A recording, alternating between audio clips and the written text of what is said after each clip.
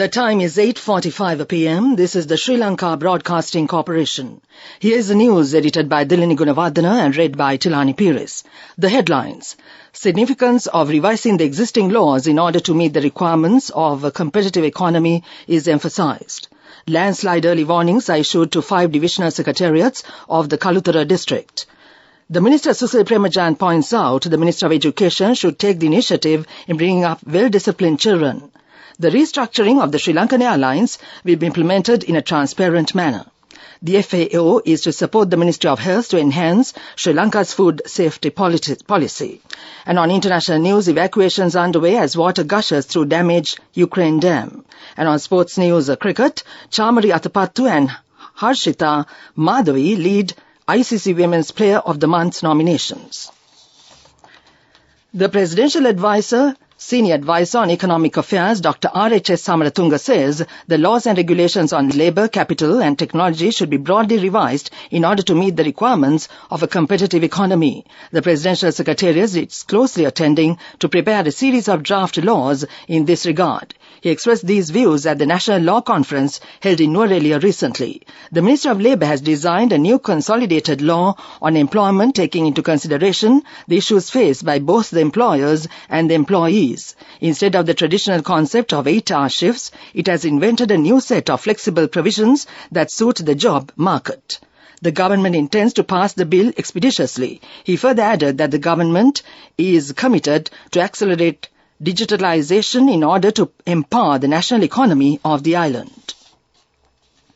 The National Building Research Organisation, NBRO, has issued landslide early warnings to 5 divisional secretariats of the Kalutara district. Accordingly, a level 2 landslide early warning has been issued to the Matugama and Palindanuwara divisional secretariats. Walallavita, Bulat Sinhala and Agalawatta divisional secretariats have been issued level 1 landslide early warnings. This will be effective until 4 p.m. tomorrow. The Minister Susil Premajan points out the significance of bringing up disciplined children from their early childhood. The Minister of Education should take initiatives in this regard. The Minister expressed these views taking part in an event held at the Ministry to note appointing new members to the Advisory Council for Religious Education. He emphasized the importance of expanding the mindfulness program implemented island-wide.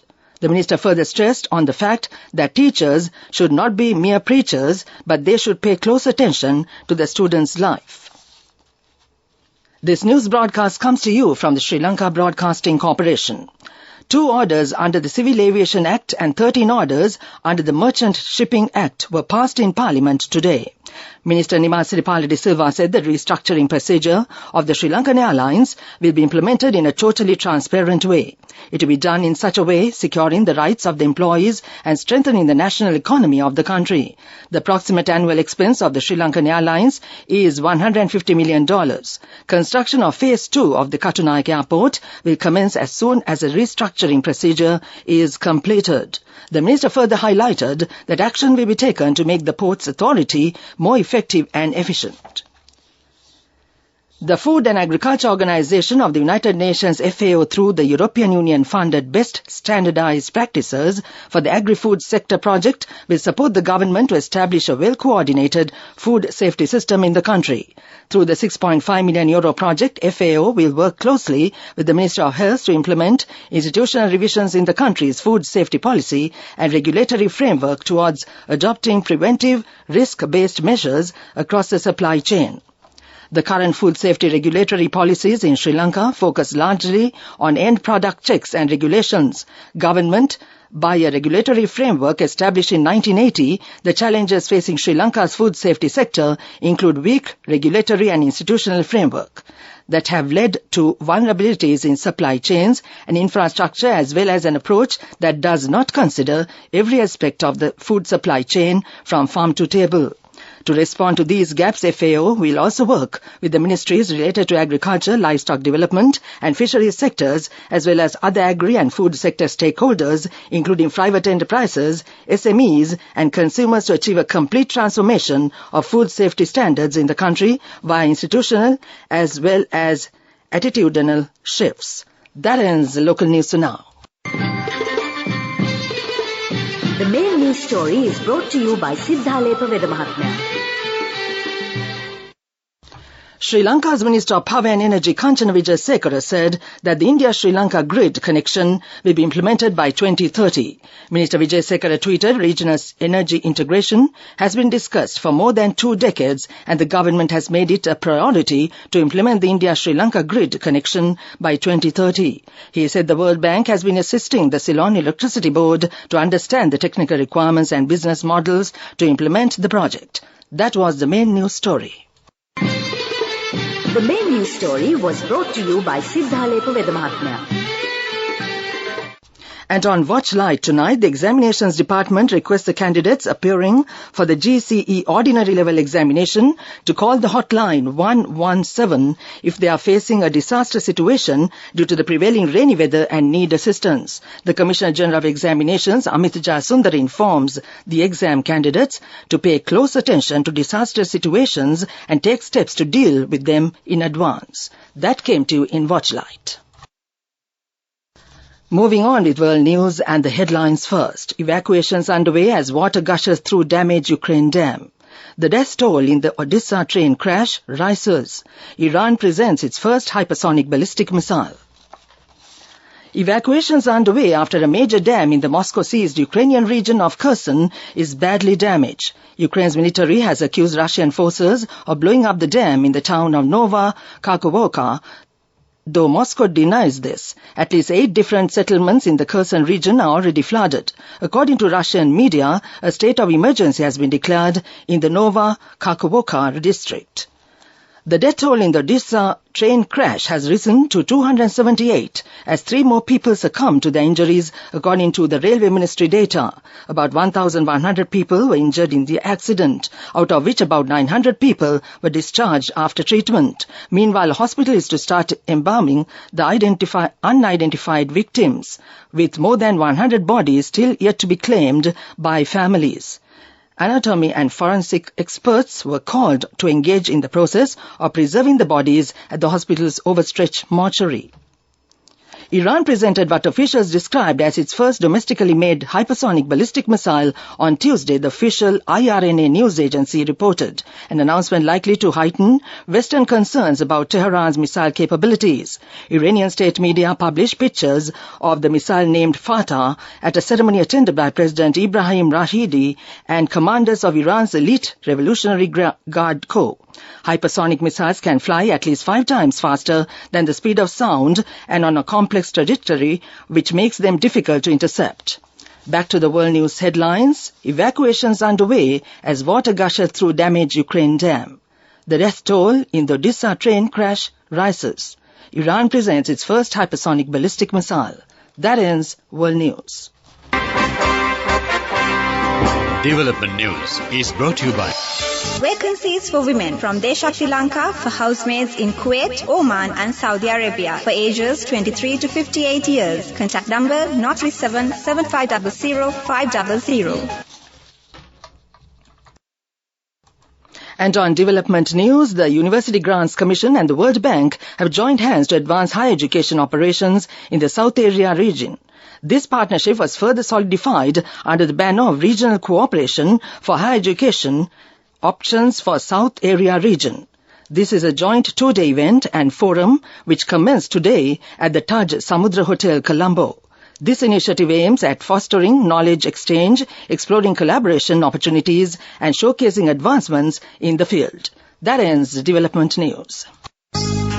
Vacancies for women from Deshakti Lanka for housekeepers, home cooks, caretakers and home nurses in Kuwait, Oman, Saudi Arabia and Singapore for ages 23 to 57 years. Salaries starting from 156,000 rupees. Interviews with foreign agents are now on. Come whether you have a passport or not. Branches, Colombo, Kurunagala, Anuradhapura and Matara. Contact number 037 500 500. And on sports news, the ICC revealed the latest crop of outstanding international performers shortlisted as the candidates for the ICC Men's and Women's Player of the Month awards for May today. Sri Lanka boasts 2 nominees for the ICC Women's Player of the Month award for May. Captain Chamari Athapattu led the side to series victories over Bangladesh in ODI and T20Is, scoring well in both formats. It has been her constant flow of runs, even with the responsibility of captaincy, that makes her individual feats all the more remarkable. Her compatriot Harshita Madhavi also enjoyed decisive contributions in both series, starring as the player of the series in the T20I round of the matches. That came to you in sports news. Go ekak thiyana youth eකට life එකේ change එකට නියමෙට set වෙන්න ඇස් වහගෙන දැකපු හීන හැබැයි කරන්න youth එකට නියමෙට set වෙන friendship එක මෙන්න. The all-new NSB Ithru Mithru account, NSB IM, a plan for your dream. Business News, sponsored by National Savings Bank, the safest place for your money. As the market leader in the roofing industry of Sri Lanka, Rhino Roofing Products Limited has recently concluded the construction of a patient waiting area adjoining the clinic complex at the District General Hospital Gampaha, with the intention of optimizing convenience and comfort for patients and their families. In order to mark this occasion, the opening ceremony of the waiting area was held in the presence of Managing Director of Rhino Roofing Products Limited, E.J. Nyanam, and other dignitaries. That came to you in Business News. Business News, sponsored by National Savings Bank, the safest place for your money. Go ekak thiyana youth එකට life එකේ change එකට නියමෙට set වෙන්න ඇස් වහගෙන දැකපු හීන හැබැයි කරන්න youth එකට නියමෙට set වෙන friendship එක මෙන්න. The all-new NSB Ithru Mithru account, NSB IM, a plan for your dream. And moving on with economic news, at the invitation of the IMF, the Ceylon Chamber of Commerce recently briefed key representatives of the IMF on recent economic development in Sri Lanka and their impact on the country's economic trajectory. The discussions centered around critical topics such as interest rates, exchange rates, foreign trade, and the general political climate. The meeting also provided an opportunity for the IMF to gain insights into the perspectives of the business community regarding the recent economic development in the island. That was economic news. Weather report. Showers or thundershowers will occur at times in the western and Sabaragama provinces and in Galle and Mathura districts. Fairly heavy showers, about 100 millimeters, are likely at some places in the Sabaragama province and in Galle, Mathura and Kalutara districts. Several spells of showers will occur in the northwestern province. Showers or thundershowers will occur at several places in the Uva and central provinces and in Ampara and Batticaloa districts during the evening or night. Strong winds, about 40 to 45 kilometers per hour, can be expected at times in the northern and north-central provinces and in the Hambantota, Puttalam and Trincomalee districts. That was the weather report. And now to end this news broadcast, the main points once again. Significance of revising the existing laws in order to meet the requirements of the competitive economy is emphasized. Landslide early warnings are issued to 5 divisional secretariats of the Kalutara district. Minister Susil Premajant points out the Minister of Education should take the initiative in bringing up well-disciplined children. The restructuring of the Sri Lankan Airlines will be implemented in transparent manner.